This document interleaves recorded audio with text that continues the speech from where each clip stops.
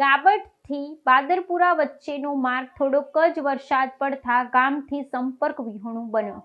ગ્રામજનોએ ઉચ્ચ કક્ષાએ રજૂઆત કરવા છો તો અન્ય બીજા રસ્તાઓથી ગામવાળાઓને બાળકોને સ્કૂલમાં જવા માટે, મેડિકલ સેવાઓ માટે જવા માટે તથા અન્ય જીવન જરૂરિયાત માટે જવું પડતું હોય છે। જ્યારે ડીપ ઉપરથી પાણી નીચે ઉતરે ત્યારે અહીં ડીપમાં થઈને જવું પડે। હાલ થોડો વરસાદ પડે તો ડીપ ઉપર 3 ફૂટ જેટલું પાણી ઉપર આવે છે।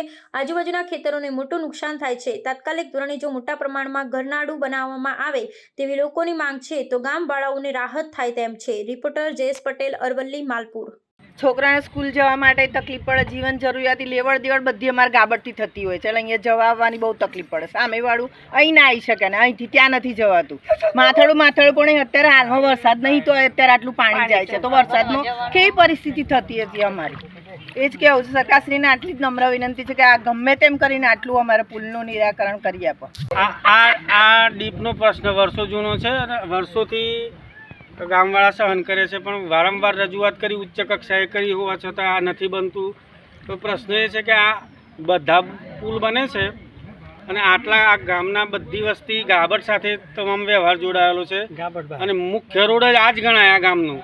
એ તો એમની રીતે વૈકલ્પિક રસ્તે જઈને પૂરું કરે છે પણ ચોમાસામાં તો એટલા હેરાન થાય છે કે આ પુલ બનાવવો જ પડે એવો છે અને આના માટે જેટલું બને એટલું જલ્દી કરો। આ તો આની રજૂઆત ક્યાં કરી, લોકો થાકી ગયા છે।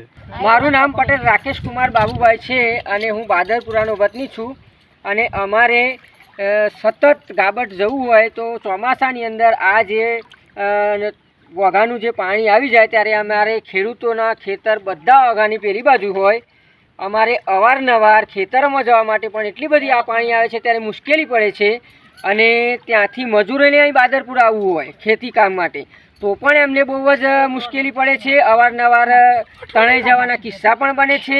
હવળા જ અઠવાડિયા પહેલાં એક ભાઈ તણાઈ ગયો હતો અને ગાબડથી માણસો બોલાવી અને એનું રેસ્ક્યુ કરવામાં આવ્યું હતું।